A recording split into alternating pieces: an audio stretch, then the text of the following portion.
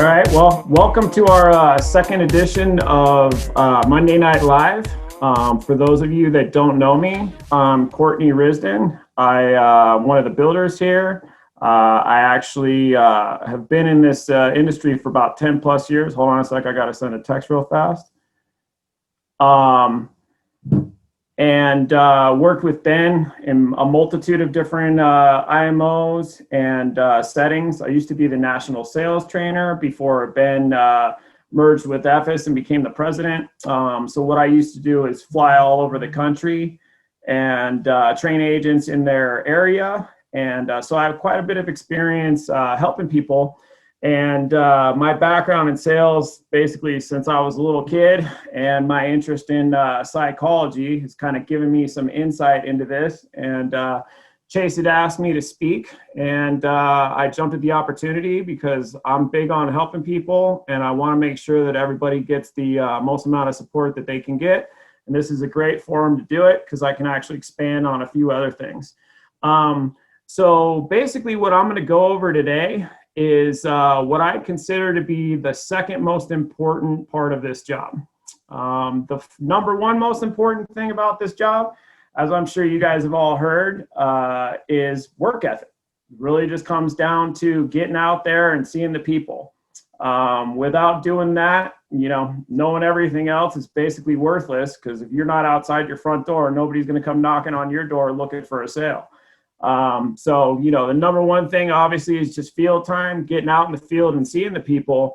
And you'll learn a lot and make a ton of money doing it while you're actually learning. But that's not what I'm covering here, because you guys have heard that a million times and everybody knows, just get out and go see the people. In my opinion, the number one or the number two most important thing for success in this industry is what I'm about to cover. Basically what it is it's the first 5 or 10 minutes of a presentation.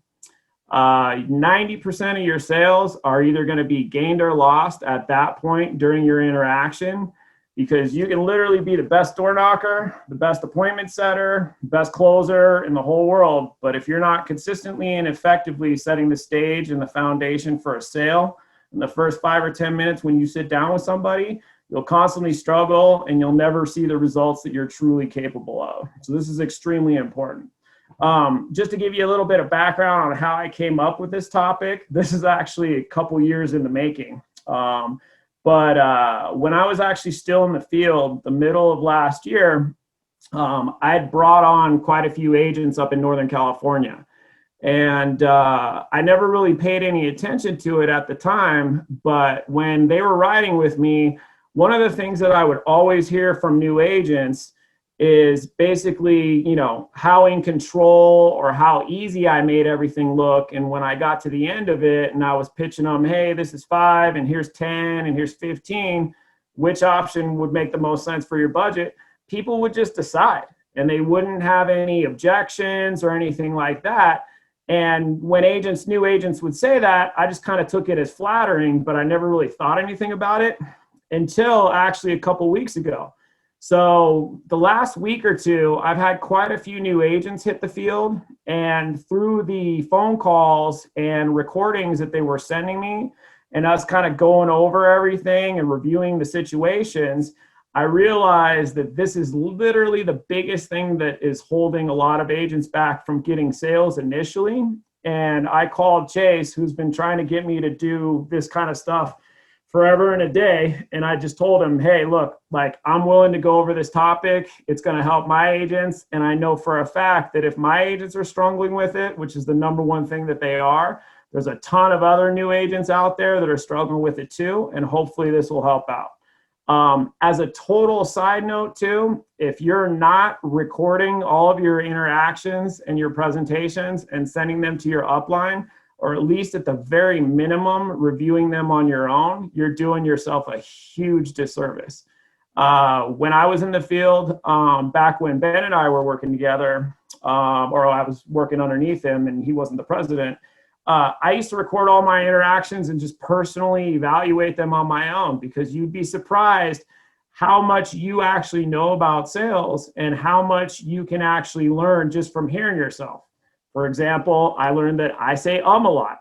And I've tried actively since that point to start doing it or stop doing it, because the clearer and more concise and better word economy that you have, the better of an impression that you make. Because even if it's just a nervous tick or something like that, saying or or huh or something like that, it gets in the way, and it will stand, it'll create like a soft barrier for people kind of respecting you. And it's better to just kind of be clear and concise. So I highly recommend, if you're taking notes on this or whatever, to make sure that you record all your stuff and send it to your upline, because other than them being in the car right next to you, it's the most powerful thing we can do to actually help out, because then you're not getting the information secondhand, you're actually getting firsthand, and I can hear both sides of the conversation and know exactly what should be said in that situation. So just a little side note on that. So the analogy that I always use with a lot of my new agents when they're super fresh, and most of them are probably on this and sick of me talking about it, but I use an analogy a lot about how, as a new agent, you're like one of those old school wooden sailboats. Think about something like you'd see in like Pirates of the Caribbean or something, some huge wooden ship.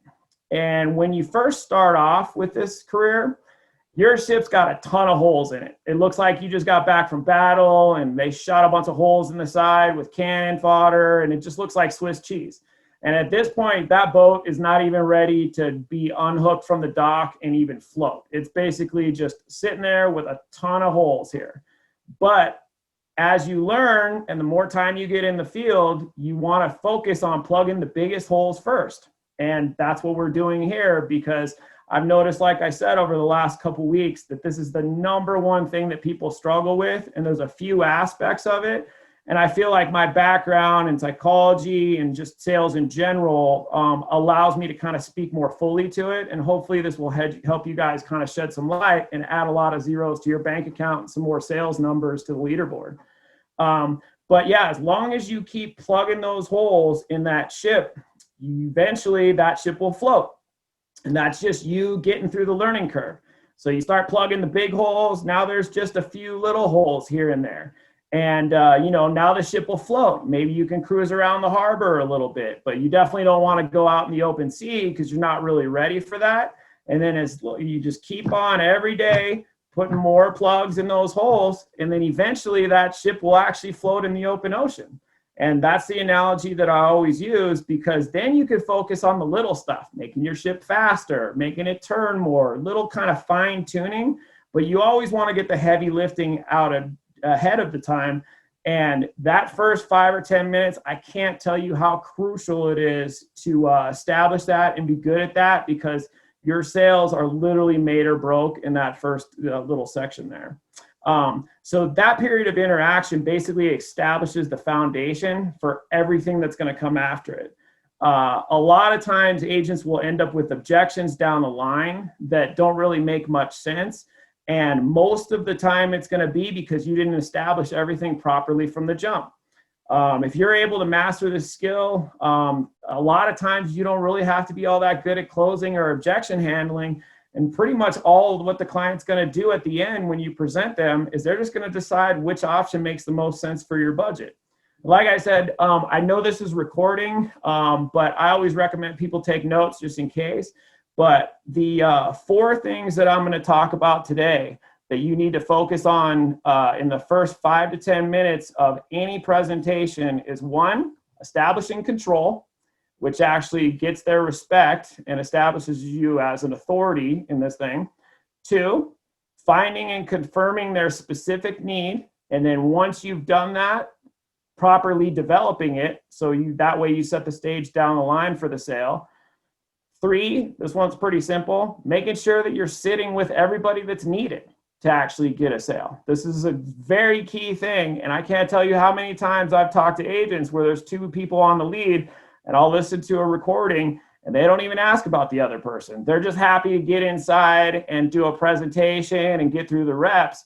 And the bottom line is that you need everything squared away that's perfect for you to get a sale, because if you don't have everybody there that's needed, you're screwed. You're not going to end up getting anything. And then the last one is very clearly and concisely making sure that they know exactly who you are, how you can help them, and why who you are and how you can help is good for them. And that plays into what I was talking about. It establishes your credibility as an expert. And that way they know that you have their best interests in mind, and it will build trust instead of just some salesperson walking in the door to try and, get a quick sale, make some money, and then you're out and you don't even care. You want to make sure that people know that you're there to help. So in order to get to this, the first thing is, and we could literally talk for hours on this, but I know Ben's talked about it and a few other people have talked about it on the morning calls and some of the national calls, but you need to get your mindset right.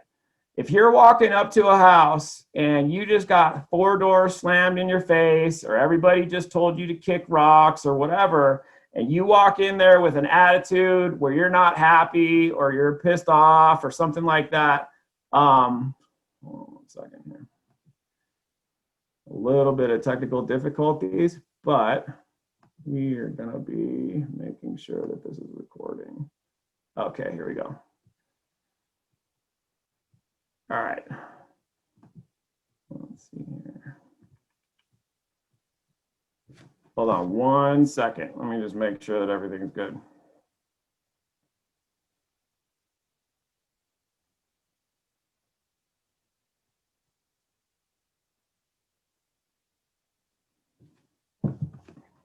Something just closed on my screen, so I want to make sure that everybody can still hear me.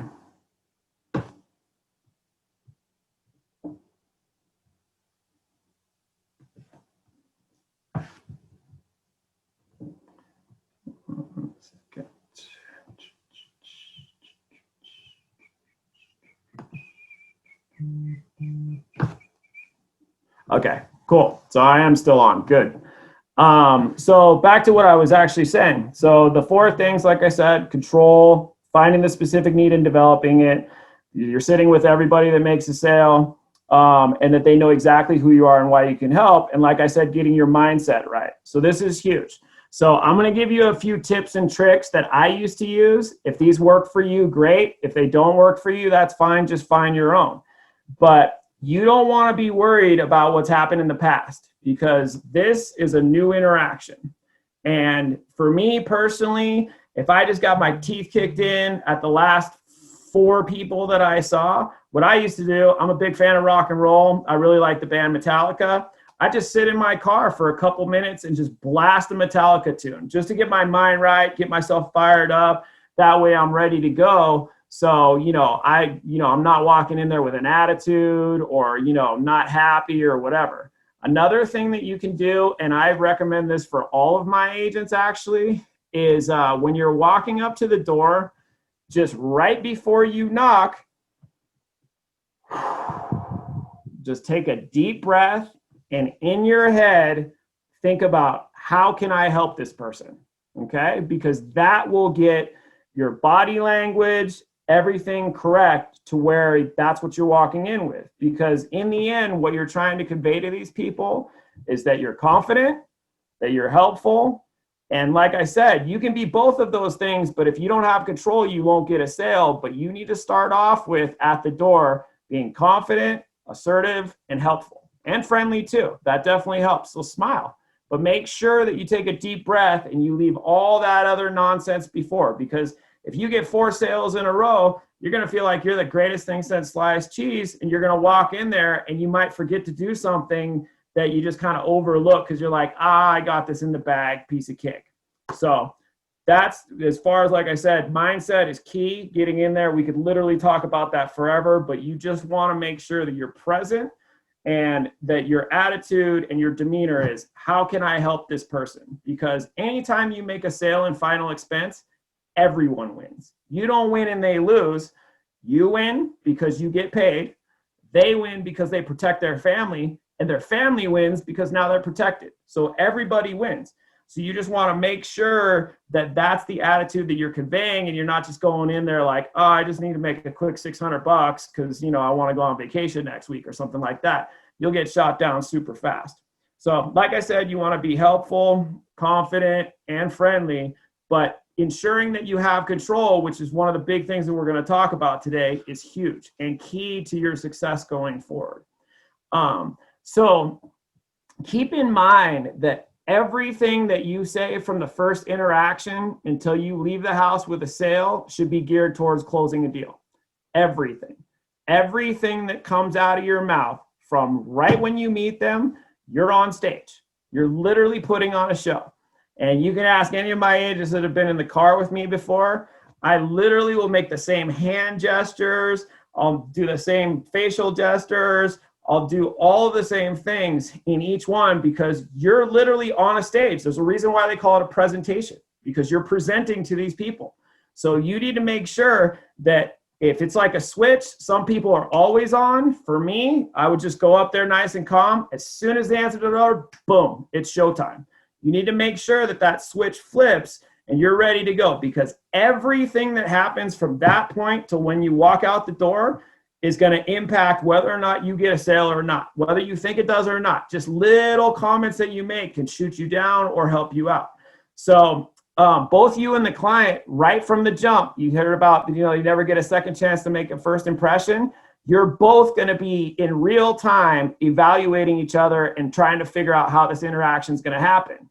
And you want to make sure that you're quickly establishing the right image. Because like I said, confident, helpful, and friendly are the big things that you want. Because if you come out there and you're not that confident in yourself, or you're not that sure of yourself, or you're nervous, or this and that, they're going to be nervous and they're not going to be that confident in you either. And they're not going to buy from you, because if you're not confident in yourself, why should they be?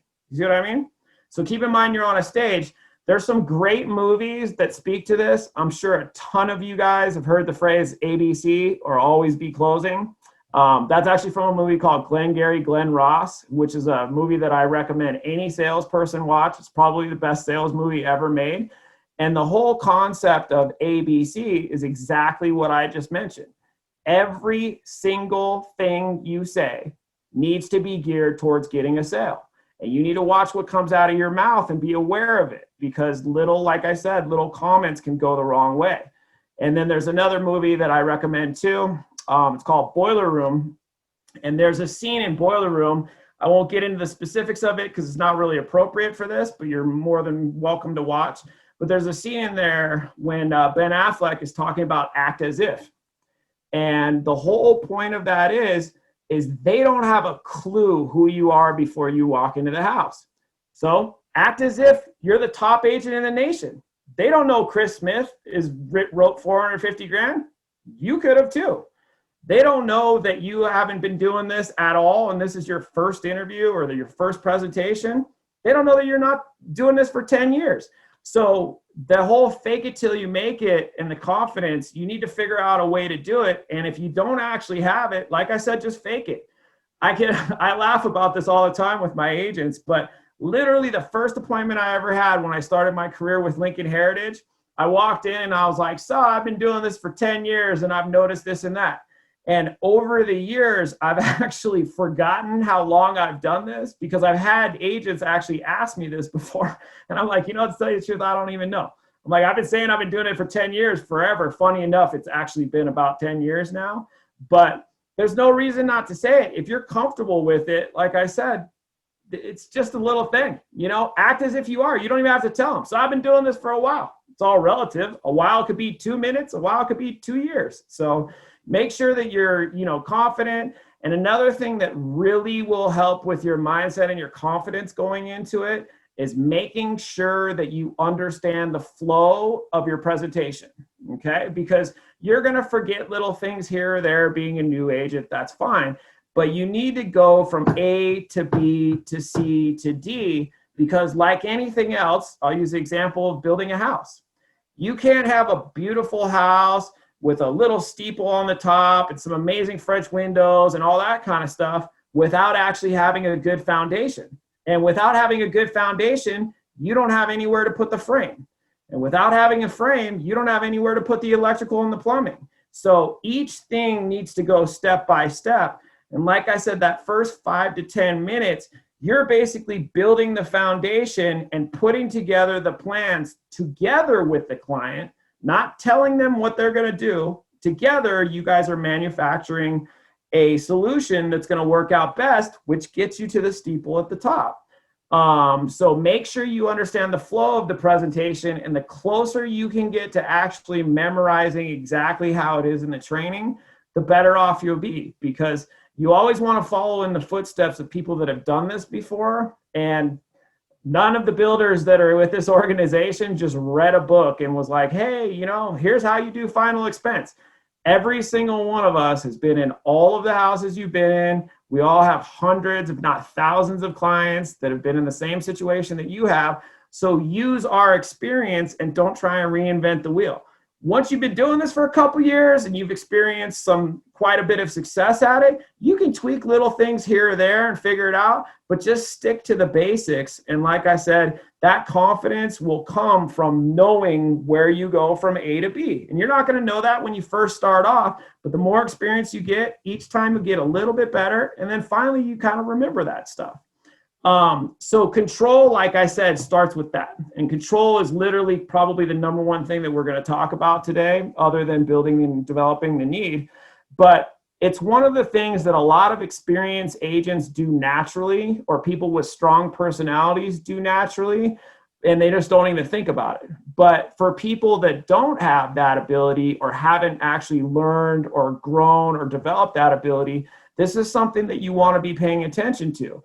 Because I've heard so many recordings and interactions with agents when the client is basically telling them how to do their job. And that is not a situation you ever want to be in. If you ever have a client that's like, look, I just need you to do this and this and this and this and this, the reason why that's happening is because you didn't establish control right from the jump. So you need to make sure that that's key. And the way that you do it is right from the first exchange. So you want to make sure you're clear. You want to make sure you're concise, and you want to make sure that you're confident. So here's who I am, here's why I'm here, and here's why this is actually good for you. You're the expert. You're the one running the show. Act like it. They don't know more than you about insurance. I don't care if this is your first day. You know way more than they do. Just project that image. There's a great analogy that I use. I know everybody's probably sick of hearing Ben talk about fishing and fishing this and fishing that and all that kind of stuff. But this is a perfect analogy that I've used in the past with, you know, some of my agents and even friends of mine. So I'm up in Northern California right now at my family's cabin, and there's a lake right down the way. So I'll have friends that'll come up and fish and that sort of thing. And when my friends come up and fish, I'm the expert, because I'm the one that knows the most about fishing this lake. I've done it my whole life. I've been successful at it. Fish for my existence or food or whatever, I could easily do that. But that makes me the expert as compared to them. Now, if Ben and I get in a fishing boat, which we have a ton of times, he's the expert because he knows way more than I do. So you got to realize when you walk into a house, you're the expert, and you need to convey that and act like that. And sometimes you need to be very assertive, and some people would consider it to be borderline rude, but it's just assertively going after it, because you need to make sure that they respect you and that you establish that you're the one in control and not them. Because if they have control and they're telling you this, they're not going to respect you and they're not going to buy. So when speaking to clients, this kind of ties in with what I was just going to say. You always want to nicely tell them what to do. Okay. So this applies. I know you guys have probably heard this on the morning call. This applies like if you walk into a house and the TV's on really loud, or the music's on really loud, or there's 13 people in there having a conversation or whatever. You need to very quickly establish that you're the person in control. So Ben always just talks about just grabbing the remote and turning the TV off. That's a strong move, and will let them know that you're a dominant individual and you're in control. There's a lot of other ways to do it. Some people aren't comfortable with that. What I'll do is I'll just talk really loud and say, hey, can you hear me okay over that TV? I know this is something that's real important, so why don't we turn it down a little bit so that way we don't have to be yelling at each other. It's the same thing, but I'm basically nicely telling them what I'm going to do instead of asking them, and that has to do with control. The other time where this comes into play, as I'm sure you guys are pretty familiar with, is getting the meds. So, hey, Miss Mary, go ahead and grab your meds. And then when you come back, we're going to figure out which company and which program make the most sense. I'm not asking them. I'm nicely telling them. It's the same thing when you have them get the policy. You know, once you've established enough trust, enough rapport, and a compelling enough reason for them to be interested in possibly looking at what they have and considering what you might be able to offer, you just tell them to go get it. Hey, Ms. Mary, I don't know where you keep your policy, but why don't you go grab your paperwork so we can make sure everything that you think you have is actually what you have. I'm not being rude. I'm just nicely telling them to go get it, which is establishing control, keeping control, and making sure that they're doing what you want. And you're the one walking the interaction through the steps, not them. Because I've seen how agents will get derailed, or if they run into somebody who's a strong personality, and you kind of get in a weird clash of personalities, you need to come out on top of that, or it's not really going to do you any good. You're going to be there wasting your time. So another way that you can do, obviously when you walk inside the house, here's what I always do when I walk inside the house. I take a quick scan of what the house looks like, because obviously you want to be at the dining room table because that's where most of the financial decisions are made. But anybody that's been doing this for more than a week or two knows that sometimes the dining room table with our clients is going to be under a heap of papers or 38 cat food baskets, or just won't even exist in the first place. You know, so dining room table is not always where you can get to, but that's the first place you want to get to. And if there is a dining room table, part of that taking control is, hey, let's sit right in here. This looks like a great spot, and just walk in there. Don't wait for them to tell you where to go. Don't let them dictate where you go, that sort of thing. And if for some reason the dining room table is there, or if they're trying to establish control of this interaction, there's a way that you can take it back from them. And they'll say, oh, okay. So they'll say, all right, well, we'll sit right here. And then so what I'll do is I'll just confirm exactly what they said, which gives me back control. So, oh, okay, well, let's just sit right here. This looks like a good spot. All I did was just repeat what they said, but it gives me back control instead of them. Hopefully that makes sense. And another thing, and this is kind of more of a high-level sales thing. Some of you probably aware of it. Some of you probably aren't. But if you ever are sitting on a couch or a table, always try and sit next to them, facing the same direction, or at least as close to that as you can get. Because psychologically, that makes people think that you're on the same team. So if you and I are sitting straight across from each other, we're confrontational. I'm telling you, you're telling me we're separated here. But if I'm sitting at a table and I slide around to your side, or maybe the side next to your side, now we're both on the same team, and you want to give the impression that you and them are on the same team trying to figure things out with the insurance company. So it's basically you two, for lack of a better way to say it, versus the insurance companies. So you want to make sure that you're in their corner and then they feel like that. So that's ideal. Obviously, if you can't get to the dining room table, a couch is fine. Can't get to a couch, porch is fine. Can't get to a porch, car is fine. I've sold people on the back of trucks, on the hoods of cars, in their front yard, on the curb, whatever. But always try and get in, and then just adjust if you need to based on what they say. So the next thing I want to talk about, and this is part of the first 5 minutes that you get in there, is rapport. Now, I actually have a pretty different view of some people as far as rapport goes.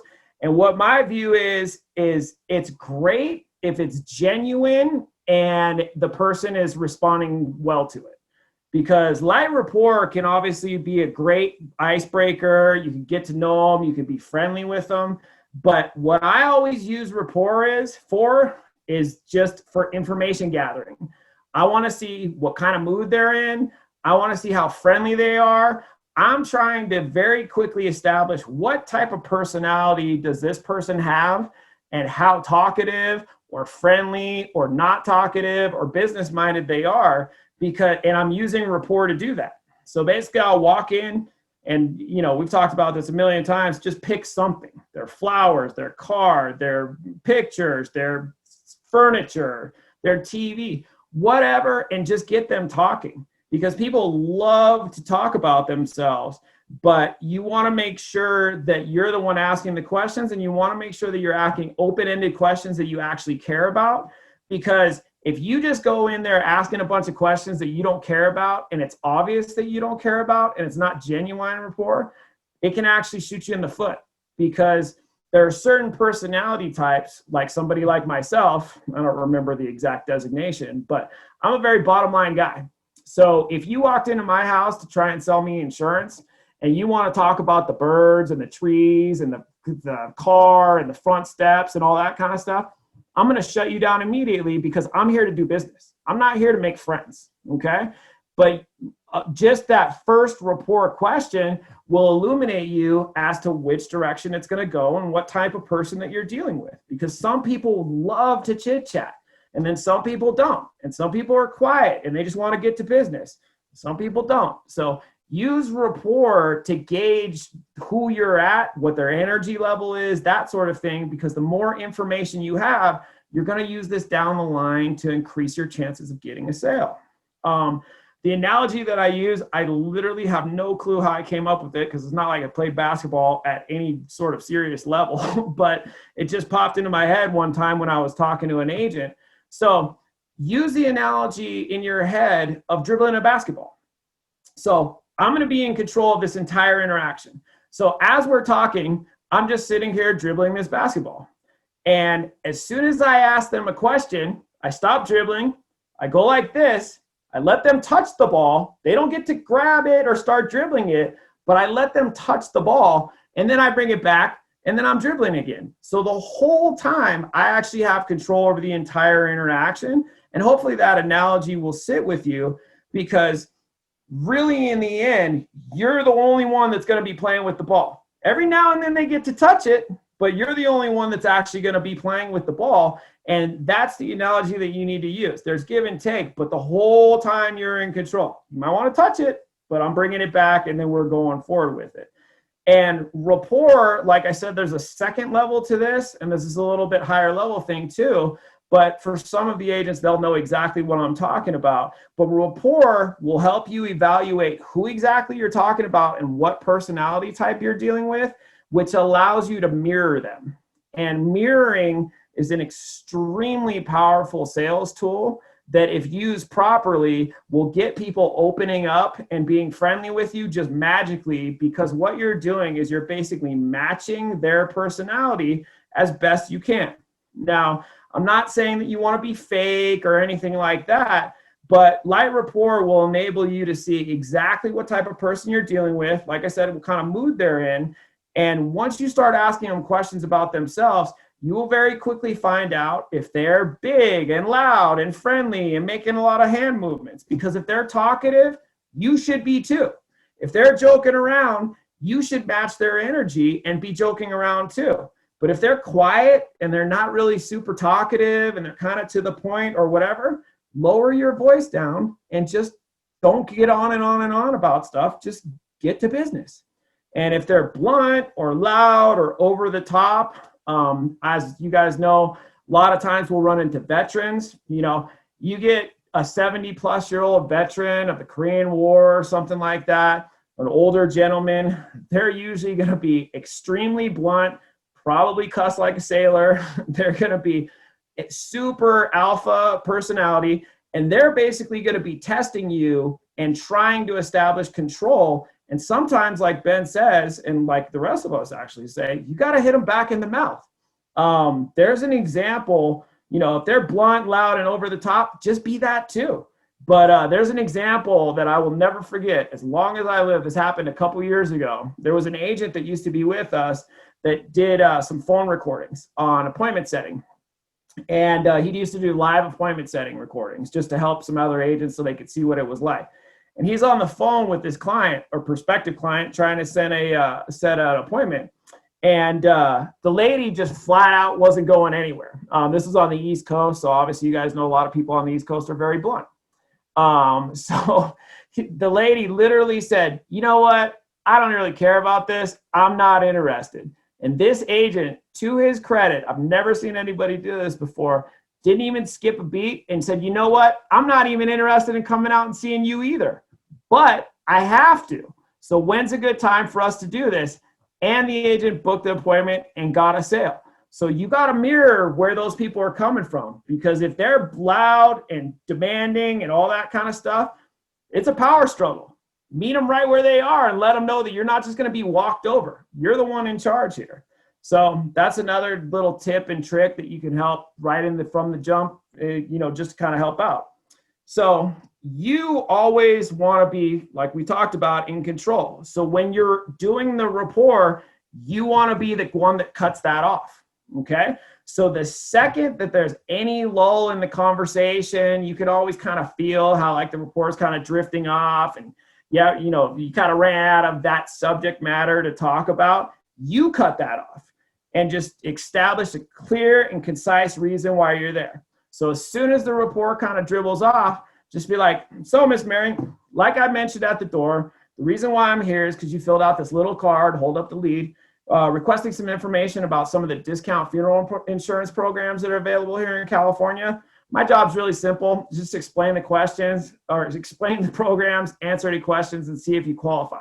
That's what you were looking into, right? And you want to make sure that they affirmatively acknowledge what you just said. Because if they don't, or they go on another trail or whatever, bring them back and make sure that that's why you're there. I've talked to people that thought I was the hair care delivery guy, the foot cream powder sales guy, the Medicare guy, the tax guy, the whatever, health insurance. That you need to clearly establish as soon as you can, here's why I'm here, here's what I was, here's why I came out, and this is what you're looking for, right? And then as soon as they answer that, then you're going to dive into the different questions here. So the different 3 reasons. So as soon as they say, yeah, that's what I'm looking into. Great.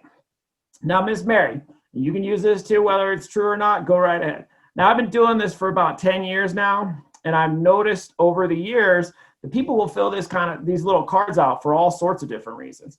What was the reason that you filled it out? And the reason why I ask them and let them answer before I start listing it is twofold, and you'll kind of see, because I'm trying to confirm and then reconfirm exactly where I am, because as soon as you have a solid need that you're moving forward with, now you have a point of the sale that you can build off of. But you want to, as many times as you can, confirm and reconfirm their need. So regardless of what they say, I'm still going to go over the 3 reasons, but let me give you an example of what a perfect answer to that question is, and then I'll tell you exactly how I respond to it. So perfect answer to that question. So Miss Mary, I've been doing this about 10 years. I've noticed that people can fill this card out for all sorts of different reasons. What exactly were you looking for when you filled this out?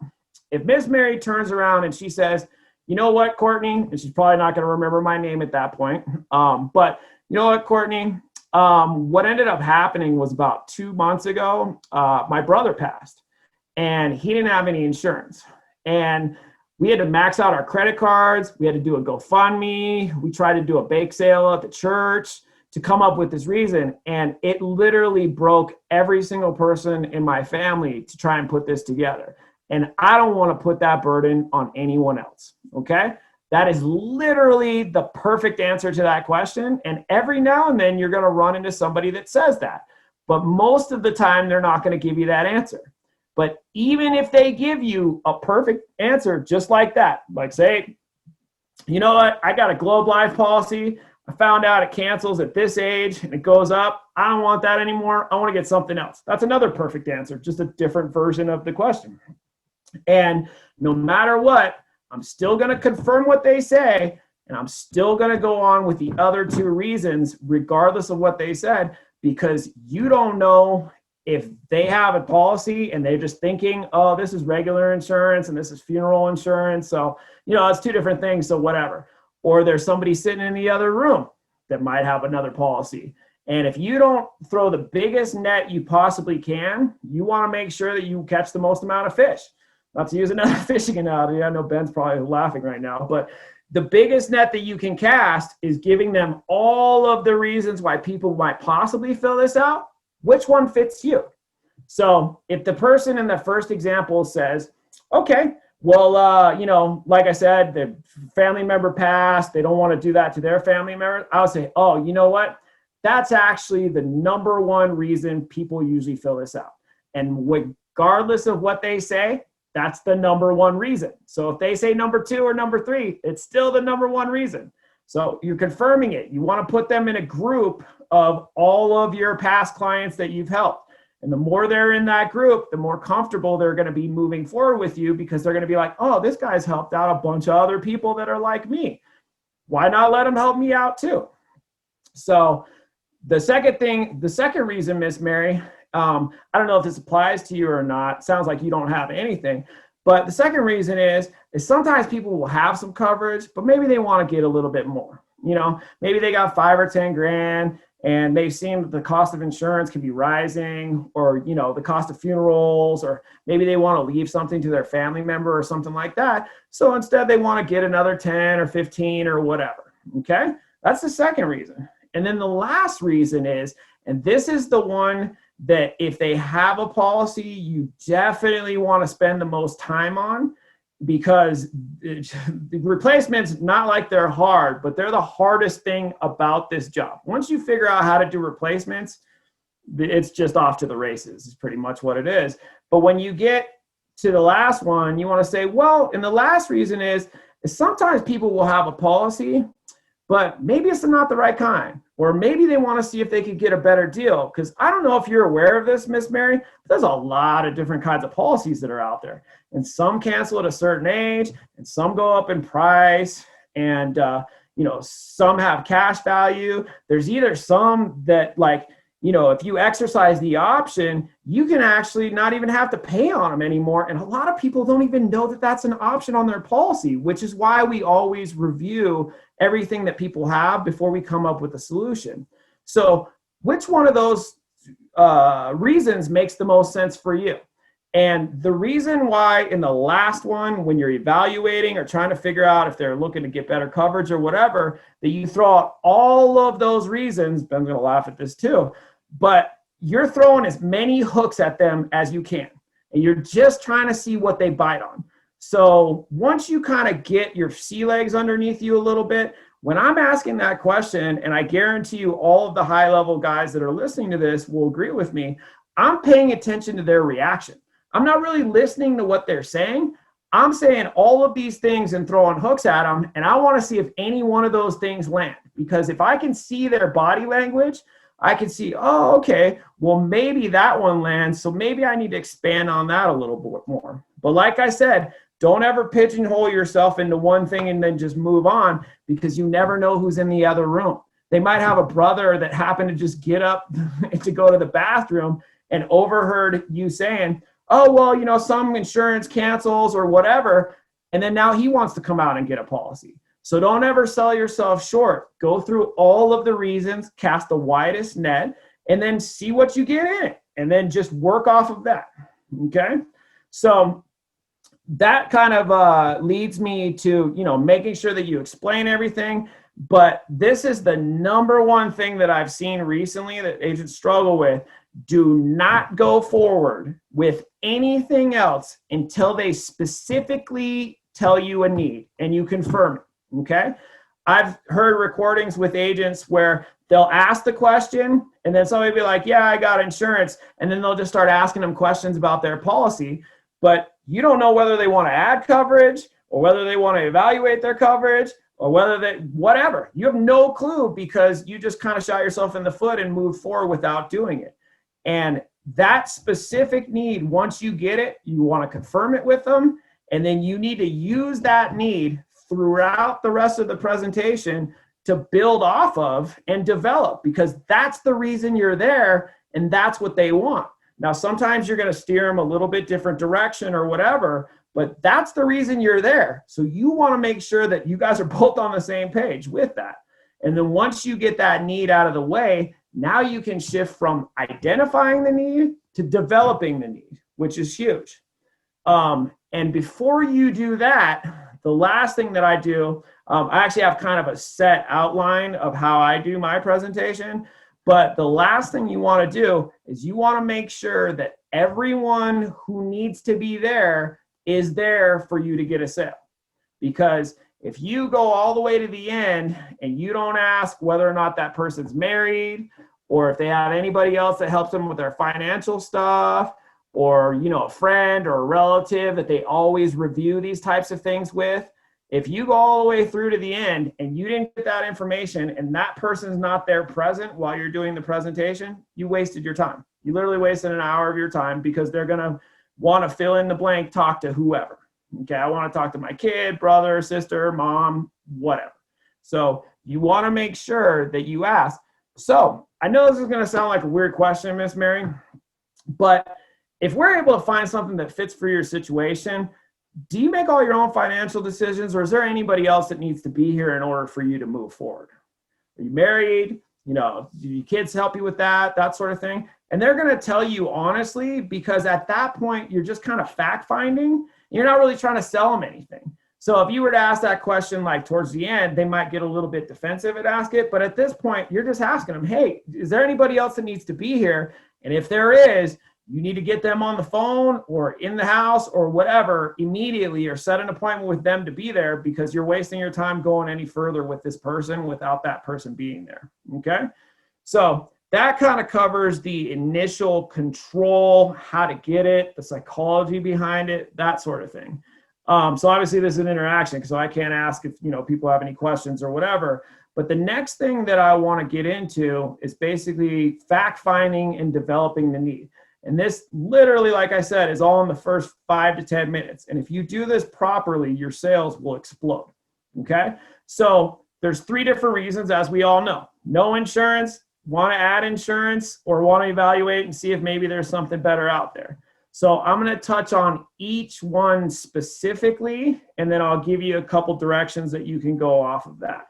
Okay. So if somebody says they don't have any insurance at all, so basically they're like, nope, I don't have any insurance. I'm looking for some coverage to make sure that, you know, my kids or brother or whoever doesn't have to come up with the money. I don't want to put that burden on them. Everything that you say, this comes back to always be closing. Everything that you say throughout that presentation should be emphasizing and geared towards making them realize how big of a burden that's going to be to their family or their loved ones. Everything. And you want to make it as personal as possible. And the way that you make it personal is either using a story that they have, giving them a story that you have, and always make sure that you get whoever their beneficiary's name is going to be and continue to use that throughout the presentation. So I'll give you an example. So if you're talking to, you know, Miss Mary, and she just told you the story that I went over where, you know, her family member passed and all that kind of stuff.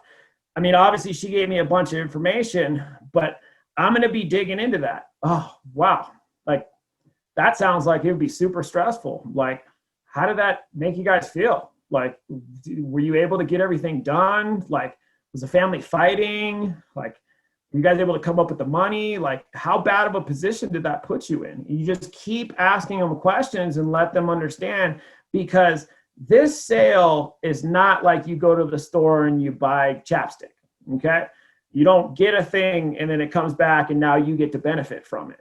This sale is done for the benefit of other people. So it's a completely unselfish sale. So in order to make sure that you get that, you need to make them realize exactly who this is going to affect and how this is going to affect them if they don't choose to move forward, or if they don't do something that actually helps protect them. So one of the great things is, and I don't remember who taught me this, it might have been Ben, it might have been somebody else, but you always want to have a good story. And if you don't have a good personal story of how somebody passing away without insurance affected you, use someone else's, or use somebody that they might know as that story. So, Miss Mary, you know, have you ever been in charge of making funeral arrangements before? No, I really haven't. Okay, well, do you have any friends or relatives that had ever had to go through it? Have you ever seen how stressful that could be? No, not really. Like, okay, well, you're definitely one of the lucky ones. Now I'm going to give them my story, because they don't have one and I can't relate to anything because they've never dealt with that before. And this is a true thing that actually happened with one of my clients. You guys can feel free to use this as much as you want. You know, it's totally up to you. but get a good story. And my story was, this was a client that I had, it was like 4 or 5 years ago. And it was an older gentleman. And I sat down with this guy and we were going back and forth. He was old. He wanted to be cremated. There wasn't a huge need, but when we were going over everything, I'd asked him, I go, okay, so who's going to be your beneficiary? And he said, oh, well, my son. And I forget his son's name. I should probably know it based on this story, but I forget his son's name. But what ended up happening is I go, okay, well, Mr. So-and-so, like your son, whatever, if you were to pass away right now without any coverage, would that put him in a bad spot? And this is part of that whole always be closing thing, because no matter what he says, yes or no, I have a response that I can take this forward with. And a lot of agents will get stuck if somebody's like, well, yeah, he's got plenty of money. Like he can cover the whole thing. They'll just be like they don't know where to go from there. And it's not a bad thing. It's just experience. So he said, you know what? He's like, my son is killing it. Like he makes a ton of money. He just got this amazing job. He's got this big house and all this money and all this kind of stuff. And immediately after he said that, what I followed up was, well, I'm guessing then the reason that we're meeting here today is because you don't feel like he should bear the financial responsibility and the burden of your passing. That's your responsibility, right?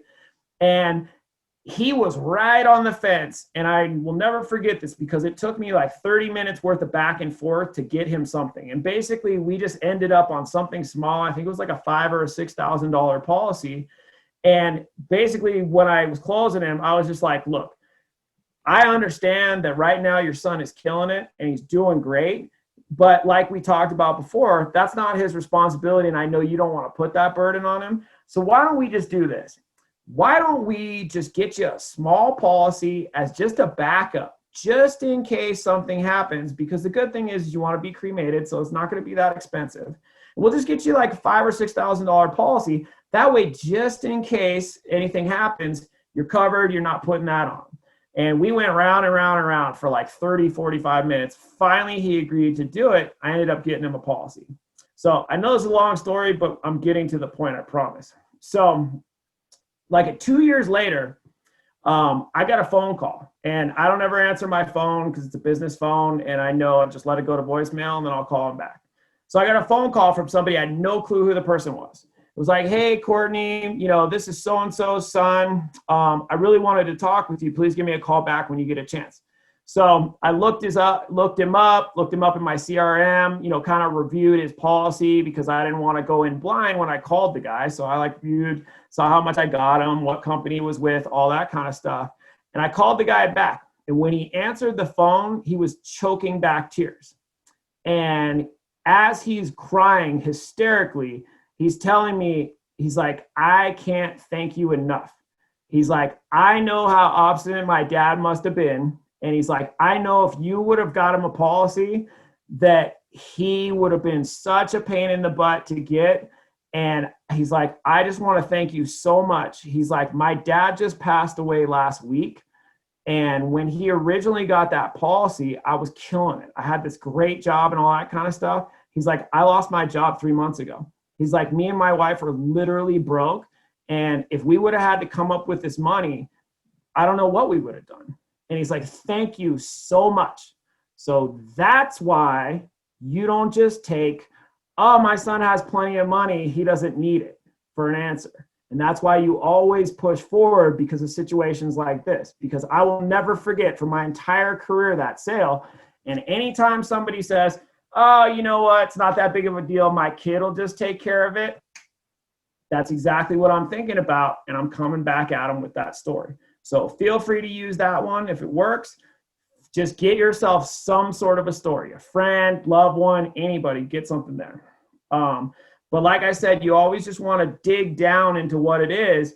And you need to paint a visual picture in their mind eyes with your words and make them realize how big of a deal it's going to be if they put that burden on someone. You ask anyone that you've ever met that a family member passed with no insurance, they will tell you in explicit detail how challenging it was because it's already a ridiculously stressful time as it is. You just lost a loved one. You're grieving. Now you got to negotiate. Now you got to beg, borrow, and steal. Your pride goes out the window, all that kind of stuff. You feel like a fool because now you're asking people for stuff.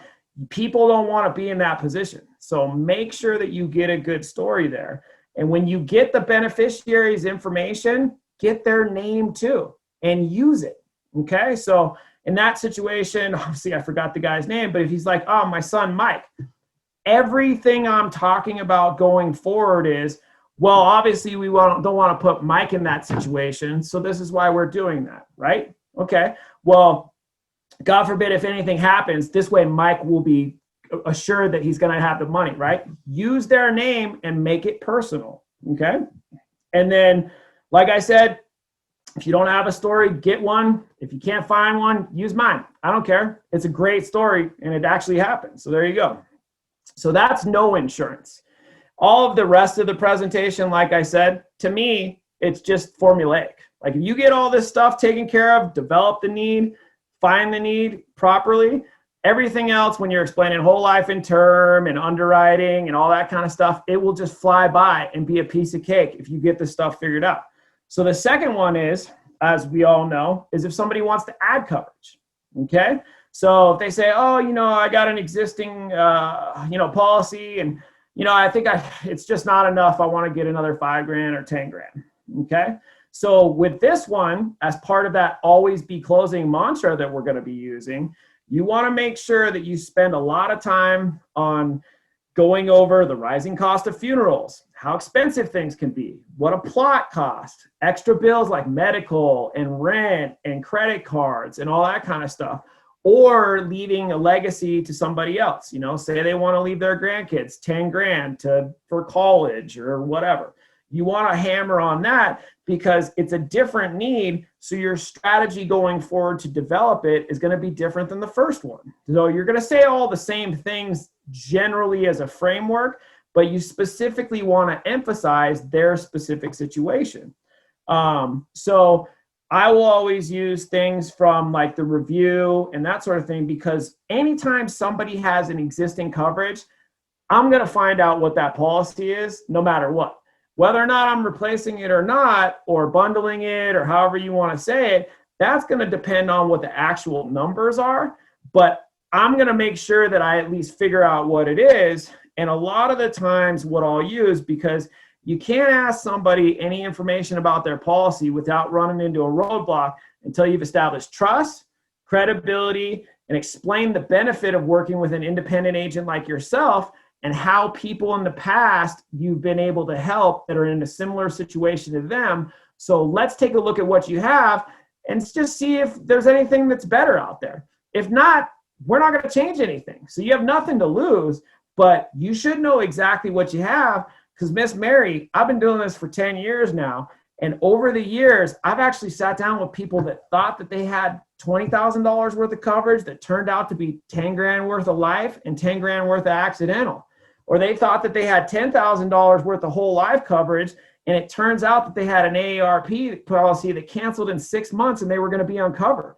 Like when you use these examples, you're basically throwing hooks, and it's giving them, okay, well, maybe I should have them look at my, I'm not 100% sure. Talk about if you need to reduce paid up. Literally nobody knows what that means. Half the agents don't even know what that means.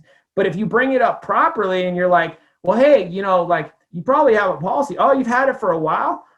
Do you know if it has a reduced paid up option on it? If somebody tells you the answer to that question is yes, they're just flat out lying to you, because they have no clue. Nobody knows what that is. But it will allow you to poke enough holes and pique their interest enough to where now they want to look at it. And if you make it no pressure, because if you go, hey, go get that policy, we're going to replace that piece of junk, we're going to get you a way better thing, just go get it real fast. You're going to run right into a roadblock. They're going to get rude. They're going to get mad, and you're not going to get a sale. But if you give them a reason to, a compelling enough reason to, whether or not it's save some money, see if it's what they think it is, that sort of thing, see if they can get a better deal. Maybe it's the wrong kind of insurance. Then once you do that, like I said, you got to establish trust and credibility and be in control the whole time. they will much easier be willing to go explore that, because now they trust you and they feel like you're there to help them out instead of just trying to get a sale. So I always just say, if it's in this case where somebody wants to add some coverage, I'll just go out to the policy, which is like something like, hey, we don't need to change anything right now, but we should definitely know what you got first, so we know how much to add, right? You know, if you want to add some coverage, we should at least know what the starting point is, don't you think? That's a pretty easy thing. It's no pressure. Yeah, just go grab it. We'll see. If it's what you think it is, great. We'll just take care of this real quick. If it's not, at least you know. I'm an insurance expert. You got me here. Let's spend the time to go over what you got, because sometimes people are extremely confused, or it's not what they think they have. There was an example on the Band app a few weeks ago that I actually screenshot and sent to some of my agents, and I actually made a comment about it. I forget who it was, but somebody went over where somebody said they were all good, and they went over everything, and it turns out that the 4 policies that the guy thought he had all were expired. And I've had that exact same situation where you run in and people are like, I'm good, I already got that taken care of. And then you spend an hour, calling all the carriers and making sure that you have the trust and the rapport and the credibility previously. And it turns out they're all expired. I've had that situation happen, whatever. So that way, when any type of agent with any tenure or success in this industry, when somebody says, oh, I already got that taken care of, it just right over their head. They're not even hearing it. Because if I don't put eyes or get that carrier on the phone, that policy doesn't even exist to me, because I know that you probably don't know exactly what it is. So that'll cover the wanting to add coverage. And then the last one, I wouldn't say it's tricky, but it's the most tricky of the 3, is when you have somebody that wants to kind of review or evaluate their coverage. And one of the biggest keys to this is make sure that you know your competition, because if you know exactly how Lincoln Heritage works, or if you know exactly how Senior Life or AARP or Globe or Colonial Penn work, you're going to have a heck of a lot more ammo to draw from when somebody says, oh, you know what, I'm cool, like this policy's this and that. I got that all squared away with Lincoln Heritage like 6 months ago. Because in the back of my head, I know that there's a really good chance that I can help these people out, because I know, partially because I used to work with them, but even if I didn't, I study all the competition, and I know that Lincoln Heritage generally are whole life policies. Actually, I've never seen a term one, so I think they're all whole life. But they have a couple different types. They have level, and they have graded modified, and then they're generally going to be more expensive than all of the other carriers in the marketplace, apples to apples. So knowing that, I can poke a few holes in it and just be completely honest with the people and just say, you know what, Miss Mary, Lincoln Heritage is great company. Congratulations for having some coverage. A lot of people that I run into don't actually have some coverage. So good for you. But what I've noticed over the years, because I've ran into them quite a bit, is that sometimes in certain situations, they can be priced a little bit higher than some of the other companies that I work with. And a lot of the times people, when they have a policy like that, they just want to see apples to apples if they can get a better deal. Because say you're paying $50 for 10 grand, if you can get that same $50, but now you get 12 or 13 or 14 grand, it's kind of a no-brainer, right? As long as you're not giving anything up. So why don't you go grab that policy? We'll take a look and see if there's anything that we can do any better. And if not, at least you know that policy's bulletproof and you should never do anything with it. So you see how if you put it in their best interest, they're going to be compelled to go get it, because it's like, oh, this guy's just trying to help me out. Like, I want a deal. Why not see what he can do?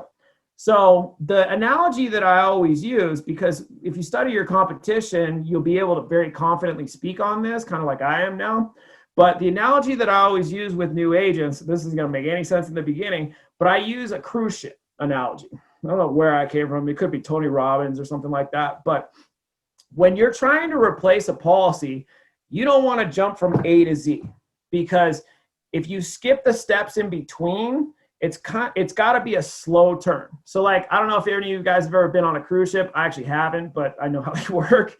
So if you want to make a right turn in a cruise ship, it takes a couple miles for that cruise ship to turn right. It's not like they can just go boom and now they're going right.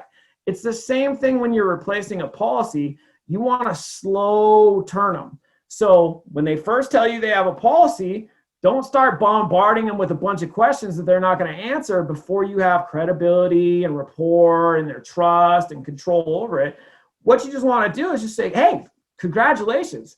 A lot of people that I run into, they don't actually have policies. So that's awesome. Congratulations for actually taking the time to protect your family.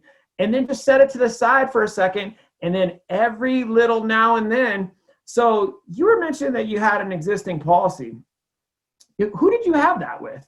And then just go back to something else and then keep going on and then come back. And then they'll be like, oh, it's with so-and-so. Oh, okay. You had it for a little while. Oh, all right. And the more information you can get without pressing them or sounding nosy or whatever, as long as, like I said, you have control and you've positioned yourself as a helpful expert, they'll be much more open to actually going and getting the policy, because that's the only way that you're going to be able to do your job properly in a replacement situation, or even a possible replacement situation, is if you know exactly what they have. Because you should never replace something hypothetical, not that the people would even let you, because if they're not showing you the policy, there's no reason they're going to give you a sale. But you always want to make sure you have what they actually have, whether or not it's putting eyes on it face to face or calling the carrier or whatever. You need to know, because I can't tell you how many hundreds of times people have had stuff that they said was one thing and it turned out to be another. Ask your upline, ask any agent that's been doing this for more than 3 or 4 months. It happens all the time. So that's why when people tell you, oh, I got this and this, and it's with this company and whatever, I don't ever believe them. It's not because I think they're lying. It's just 90% of the time they're wrong. And, this is a big deal because, like we said, the need is there. So you don't want to leave that burden on your family, right? So let's figure out what you got. If I can't do any better, there's nothing for us to talk about. But there's a pretty good chance that I can do better. So let's take a look at it. And you always want to congratulate them. Like I said, tell them something's always better than nothing. Let's just look and see if we can do something better. Always make sure you put them in a large group. So like I just said, so Miss Mary, a lot of times when people have an existing policy, they want to, and then just give them every reason that I just went over previously, get the biggest net, but like I said, just throw as many hooks in them as you can, because something's going to stick more than something else. Maybe they aren't sure if it's reduced paid up. Maybe they want to check and see who their beneficiary is. Maybe they want to make sure it's whole life and not term. Maybe they want to see if they can get a better deal. Whatever, who cares? Just get a hook in them and then expand that out and go from there. And once they open the door for you, so I will always confirm. So say somebody says, okay, so, we went through and they're like, yeah, with the 3 reasons, they're like, excuse me. They go, yeah, so, I'm looking into seeing if I can get a better, I want to see if maybe there's something better out there for me. Confirm it with them, because that's what you're going to be basing everything on. So, okay, so you want to see if maybe there's something else. At this point, I don't know. But you want to see if there's something else that's going to be better for you, right? Yeah, okay. And then just build off of that. So if we're able to find something that makes more sense for you, as long as you're not losing out on anything or apples to apples, that'd be something that you'd be willing to consider, right? I'm not asking them if they're going to change. I'm not asking for the sale. This is part of that slow turn with the cruise ship. I'm just getting them to buy in that they're open to the opportunity of considering changing, not changing yet. We'll work on that down the line with the rest of the presentation. So once they open the door, get them to bite on one, then you're going to constantly want to use that reason to keep building off of it. Slow turn them. Talk about, I've ran into these policies before. Sometimes they're a little overpriced, Let's see if maybe we could get you a better deal. Let's take a look at that. Would you be interested in looking at that? Oh, you would. Okay, great. And then once you build up enough interest, or to use the analogy that the kids use nowadays, they're throwing enough shade at their current policy, because you can poke holes in it. Ben does the same thing, but I always ask leading questions that I know the answers to get them there. So, they have say they got an AARP policy. I'm not going to tell them how it works. I'm going to ask them if they know how it works. So Miss Mary, you got an AARP policy. Great. It's a good company. They definitely have a lot of different kinds of policies out there. You see how I'm opening up the opportunities. definitely have a lot of different kinds of policies. A lot of the times that I run into, they go up in price every 5 years. Now, has yours gone up in price at all? No, it hasn't. Were you aware that it does that? No, you weren't. Oh, okay. The other thing that I've heard from a lot of my clients over the years is that, sometimes those policies will cancel at a certain age. Do you know what age your policy cancels? Obviously, I know it cancels at 80, but I'm just asking them questions so that they have enough doubt in their head to where now they want to go get it, because I don't know if you guys have ever run into it. I've literally ran into one, but New York Life actually offers whole life policies too. So don't ever assume that it's going to be term. I ran into one out of probably 1,000 that I've ran into, but you never know. So that's why you ask those questions, get them to get the policy. Once you've built enough interest and thrown enough shade at their current situation, that'll compel them to check out what they have. And then you just nicely tell them to go get it. Oh, great. Well, go grab your policy. That way we can take a look, make sure everything that we're talking about is actually the case. And then we'll discuss some options from there. And honestly, that's pretty much the long and short of it. I know this was quite a bit, but literally what we're talking about here is what should happen in the first 5 to 10 minutes. I could talk about this stuff, as I'm sure you realize, for hours. There's a bunch of little different changes and that sort of thing. But if you constantly work on and master this critical part of the presentation, which I think literally is the most important part of this, your bank account and your money will actually thank you. So thank you guys for your time. Good luck out there. And that's pretty much all I got. So there we are.